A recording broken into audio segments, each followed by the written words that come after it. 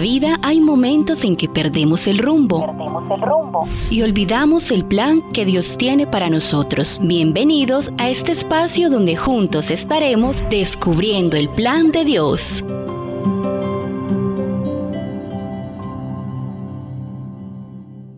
Escuchas Descubriendo el plan de Dios. La segunda venida de Cristo puede ser considerada de diferentes maneras, dependiendo del enfoque que se utilice. Si lo veo desde la fe cristiana como una realidad, para la mayoría de las iglesias cristianas, evangélicas, protestantes, católicas y especialmente los adventistas del séptimo día, la segunda venida de Cristo es una realidad profética y futura basada en la promesa de Jesús y de las Escrituras que dice Juan 14:3. Y si me fuere y os preparare lugar, vendré otra vez. Hechos 1:11. Este mismo Jesús vendrá así como le habéis visto ir al cielo. Y Apocalipsis 1:7. He aquí que viene con las nubes y todo ojo le verá. En esta visión no es mito ni símbolo, es un evento literal, glorioso y futuro, esperado con esperanza y fe. Ahora, desde una perspectiva cultural o académica, mito o símbolo, en el campo filosófico, antropológico o secular, la segunda venida de Cristo puede verse como un mito escatológico, una narrativa poderosa que representa la esperanza del fin del mal y la restauración de la justicia. No se interpreta como un hecho literal, sino como un símbolo teológico o espiritual del triunfo del bien. Soy Ángel Hurtado Aroca, quien les da la bienvenida a su programa Descubriendo el plan de Dios, hoy con el tema mito, leyenda o realidad la venida de Cristo Jesús por segunda vez. Para apoyar esta conversatoria nos acompaña la psicóloga Caterine Palacios, quien estará compartiendo con nosotros, así que sean todos y todas bienvenidos a su programa. Es un gusto saludarlos a cada uno de nuestros oyentes, esperando que el tema de hoy sea acogido con total interés. Bueno, y después de esta cálida bienvenida por la psicóloga también, en su programa Descubriendo el plan de Dios, con este tema interesante, mito, leyenda o realidad, la venida de Cristo Jesús por segunda vez, entramos en materia. Caterine, le realizo el primer interrogante para contextualizar el tema de hoy. ¿En qué se asemeja o diferencia el mito de la leyenda? Ángel y oyentes, haré una breve explicación académica. Primero, una transmisión oral. Ambos nacen en tradición oral, pasando de generación en generación. Segundo, explicación realidad cultural. Reflejan creencias, valores y costumbres de un pueblo o civilización. Tercero, tiene un contenido simbólico, aunque de formas distintas. Ambos utilizan símbolos y exageraciones para transmitir una enseñanza o creencia. Cuarto, vemos personajes extraordinarios. Suelen incluir héroes, seres sobrenaturales o situaciones fuera de lo común. Y por quinto, pertenecen a la literatura popular tradicional. El mito y la leyenda son dos formas de explicar el mundo. El mito responde a las grandes preguntas existenciales con lo sagrado y simbólico. La leyenda conserva la memoria colectiva de los pueblos con base en hechos reales y elementos fantásticos. ¿En qué se diferencia el mito y la leyenda? En cuanto al mito, el propósito es explicar el origen del mundo, los dioses o los fenómenos. En la leyenda, relatar hechos o personajes con base real o local. En cuanto al origen, en el mito es religioso, sagrado o cosmológico. En la leyenda es histórico, popular o local. En cuanto al tiempo, en el mito es fuera del tiempo humano, tiempo mítico o primordial. En la leyenda, en tiempos históricos o reconocibles. En cuanto a los personajes, en el mito encontramos a dioses, semidioses, héroes o sobrenaturales. En la leyenda son héroes humanos, santos, personajes con cualidades especiales. En cuanto a su ubicación, el mito es universal o simbólico. La leyenda es un lugar real y concreto, una ciudad o una religión. En cuanto al mito, en cuanto a lo grado de fantasía, es totalmente simbólico o sobrenatural. La leyenda es una realidad mezclada con ficción o exageración. Muy interesante saber esas explicaciones, pero viendo los pensamientos filosóficos y humanísticos hoy, pregunto, ¿puede considerarse los escritos de las Sagradas Escrituras mitos o leyendas? Lo pregunto porque quizás haya alguien que piensa que los escritos sagrados, la palabra de Dios, lo que nosotros llamamos Sagradas Escrituras, lo hicieron los hombres, y cualquiera puede decir, bueno, pero la Biblia la escribieron hombres cualquiera, razón por la cual se duda de su contenido que sea sagrado, ¿cierto? ¿Sabes, Ángel? Esta es una pregunta profunda que ha sido debatida en teología, filosofía y estudios bíblicos durante años.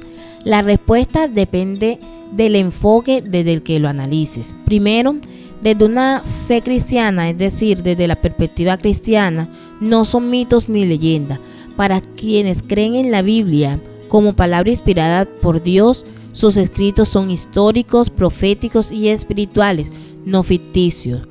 Un texto que afirma es el que encontramos en 2 Timoteo 3:16. Toda la escritura es inspirada por Dios y es útil para enseñar. En esta visión, los relatos bíblicos son verdad relevada, aunque tengan lenguajes simbólicos, por ejemplo, el Apocalipsis. Las narraciones no son comparables a mitos o leyendas porque se fundamentan en la fe y en hechos históricamente válidos en la tradición judeocristiana. Segundo, desde una perspectiva académico-secular, algunos textos pueden considerarse como míticos o legendarios. Investigadores y antropólogos culturales estudian la Biblia también como literatura antigua, pero desde ese punto de vista.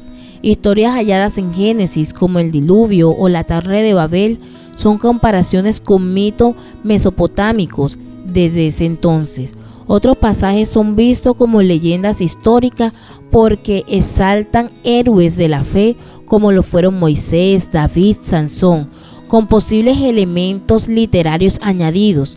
Esto no significa que se niega su valor espiritual, sino que se analizan con criterios literarios y arqueológicos. Sabes, Caterina y oyente, eso me hace recordar que mientras para los griegos Hércules era el hombre más fuerte de la tierra, para los cristianos y de la Biblia, Sansón fue el hombre más fuerte de la tierra. Caterina y oyentes, el tema mito, leyenda o realidad a la venida de Cristo Jesús por segunda vez. Estamos seguros que hasta aquí hemos compartido suficiente información sobre la segunda venida de Cristo desde los enfoques humanistas y teológicos.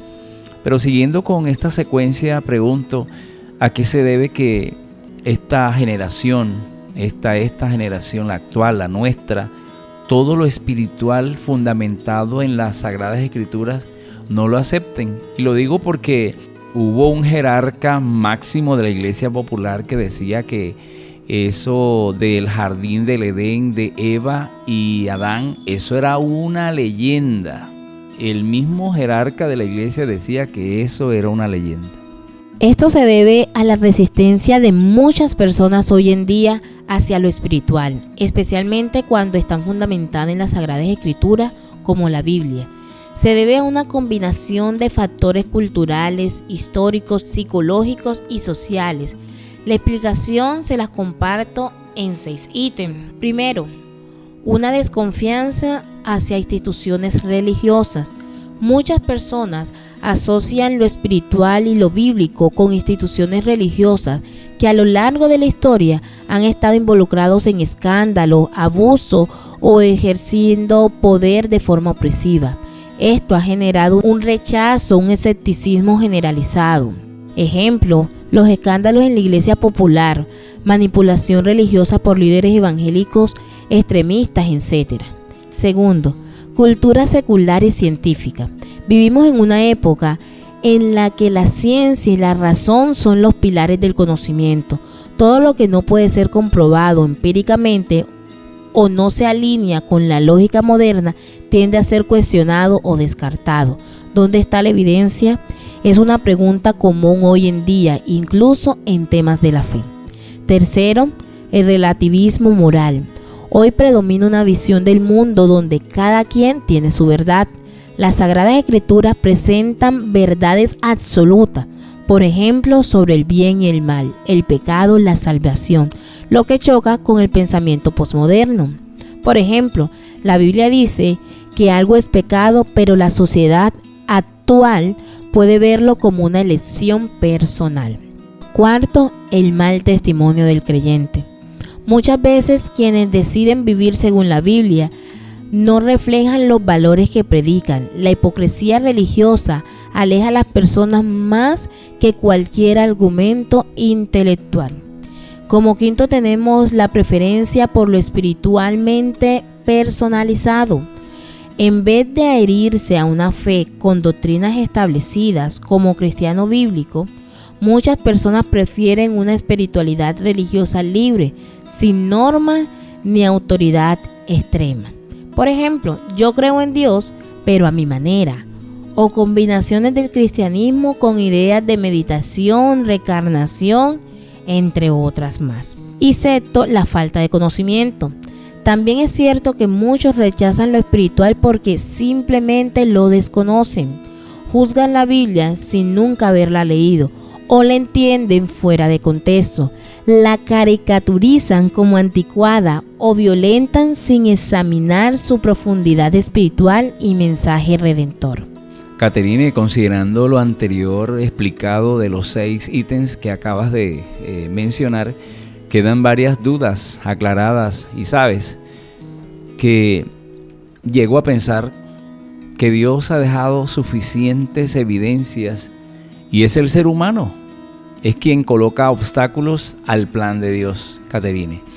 Ahora pregunto, ¿cómo saber que las Sagradas Escrituras revelan que Cristo realmente vino la primera vez y vendrá la segunda?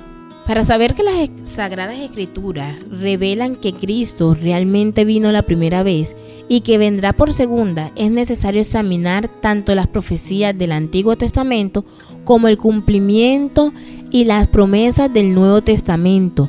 Lo explicaré por partes, con apoyo bíblico. Primero, Cristo vino por primera vez. En esta tenemos profecías del Antiguo Testamento, que es el nacimiento virginal. Eso lo encontramos en Isaías 7:14, que dice: He aquí que la Virgen concebirá y dará a luz un hijo y lo llamará Emmanuel. El nacimiento en Belén es uno de los aspectos que también debemos de analizar. En esto lo encontramos en Miqueas 5:2. Pero tú, Belén, Éfrata, pequeña para estar entre las familias de Judá, de ti me saldrá el que será Señor en Israel. También tenemos el sufrimiento y la muerte del Mesías. Esto lo tenemos en Isaías 53. Describe con detalles el sufrimiento del siervo de Dios, despreciado y desechado entre los hombres, herido fue por nuestras rebeliones. También vemos algo muy bonito que es la entrada triunfal en Jerusalén. Esa la tenemos en Zacarías 9:9. He aquí tu rey vendrá de ti justo y salvador, humilde y cabalgando sobre un asno. También vemos el cumplimiento en el Nuevo Testamento, que fue el nacimiento de Jesús en Mateo 1 del 22 al 23, en Lucas capítulo 1 del 26 al 35. También vemos el nacimiento en Belén, Mateo 2:1, Lucas capítulo 2 versículo 4 y 7.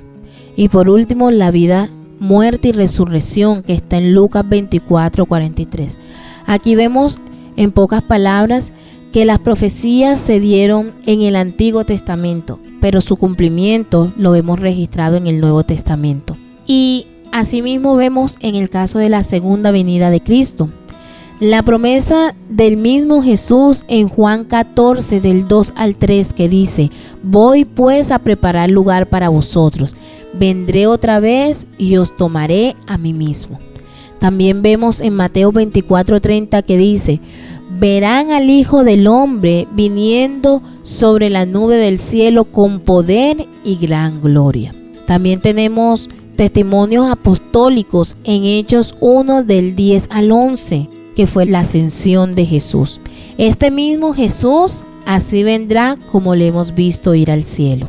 Y así vemos muchos pasajes donde nos muestran el cumplimiento de esta bella profecía. Y Ángel, yo tengo la certeza que si la primera venida de Dios se cumplió primero por medio de las profecías y después vemos registrado este magnífico hecho, así la segunda se dará. Recordando ese pasaje hermoso de Apocalipsis 1:7 que dice: he aquí que viene con las nubes. En otra parte encontramos que esas nubes son millones y millones de ángeles. Y dice algo más: y todo ojo le verá. Aunque existen algunas filosofías espirituales o cristianas o tendencias a que lo veremos con el ojo de la fe o ya vino. Bueno, hasta aquí todo tipo de mito y leyenda pierde fundamento con las evidencias bíblicas mencionadas, Caterine. Y te hago una pregunta para aquellos que son un poco suspicaces. ¿Qué explicación se puede dar a los incrédulos de que el enemigo de Dios falseará la segunda venida de Cristo?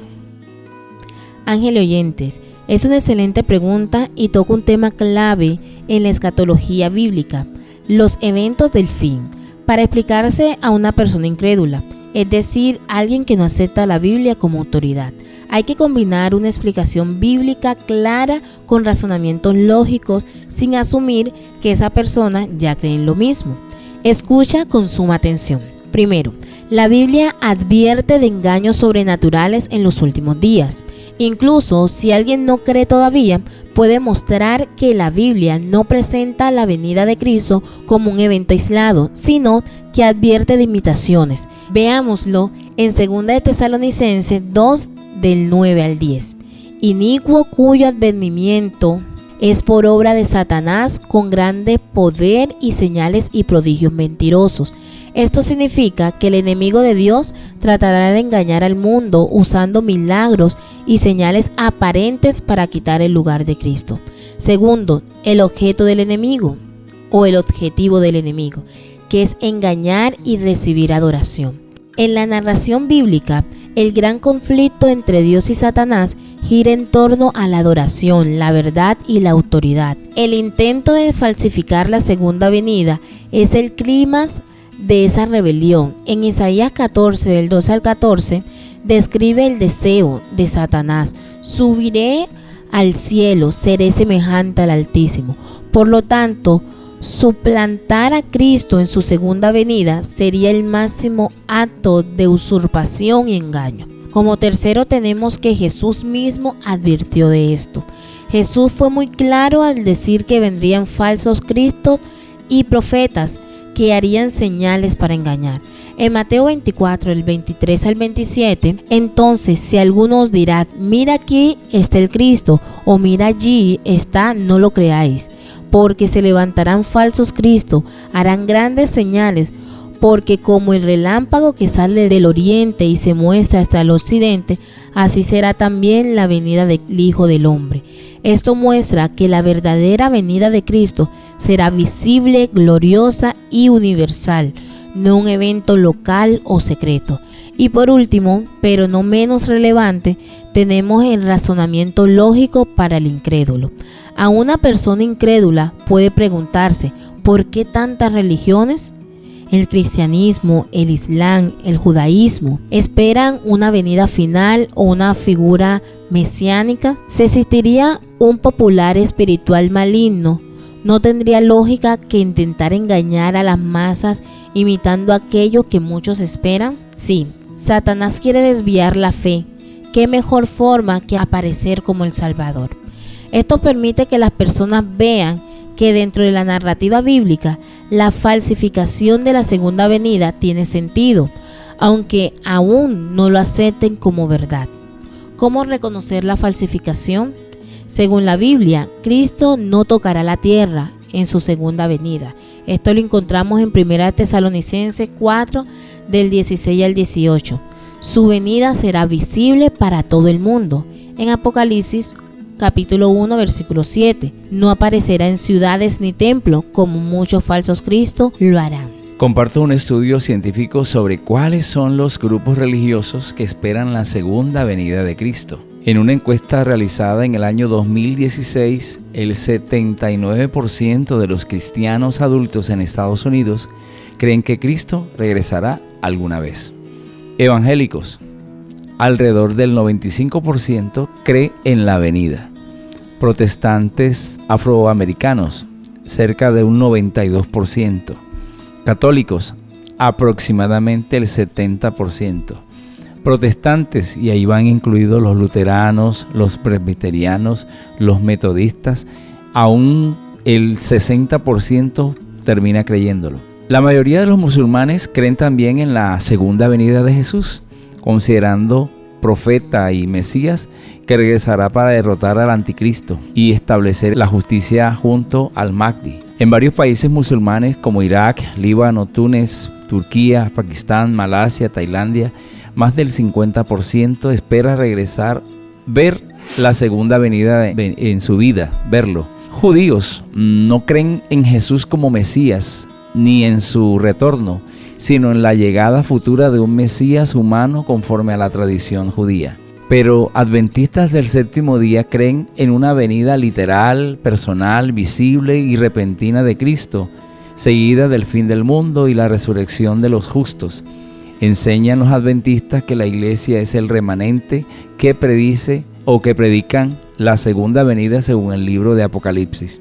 La Iglesia de Jesucristo de los Santos de los Últimos Días cree en la venida futura de Jesús como parte del cumplimiento de las señales proféticas globales. Y una denominación restauracionista no trinitaria que sostiene que Jesús regresará físicamente como Mesías para establecer el reino de Dios en la tierra. Si usted conoce o sabe de una persona que tiene dudas, comparta en su red social este programa, de seguro sabemos que le hará bien. Y bueno, consultamos ahora la opinión en cuanto a este estudio a nuestra psicóloga Caterine Palacios. Estos estudios son útiles para entender cómo diferentes religiones y culturas esperan este magno evento, especialmente en un mundo multicultural como este. Ayudan a los investigadores teológicos y creyentes a entender tendencias globales y cómo las creencias influyen en política, ética y sociedad. Si alguno de nuestros amables oyentes le quedó con alguna inquietud sobre este tema que estamos tocando, no olvide dejar su pregunta ahí en la cajita de comentarios donde escuche o podamos decir o mencionar en un próximo programa su inquietud. El texto central y más directo con las promesas de la segunda venida es Juan 14, 1 al 3, que dice: no se turbe vuestro corazón, creéis en Dios, creed también en mí. En la casa de mi Padre muchas moradas hay.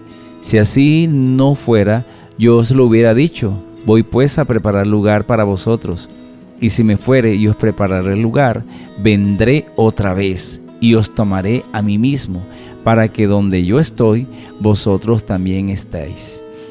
Es la palabra personal de Jesús ante su partida y muerte, y se convierte en una de las bases doctrinales más fuertes para los cristianos que creen en su regreso, porque Él mismo lo aseguró: vendré otra vez.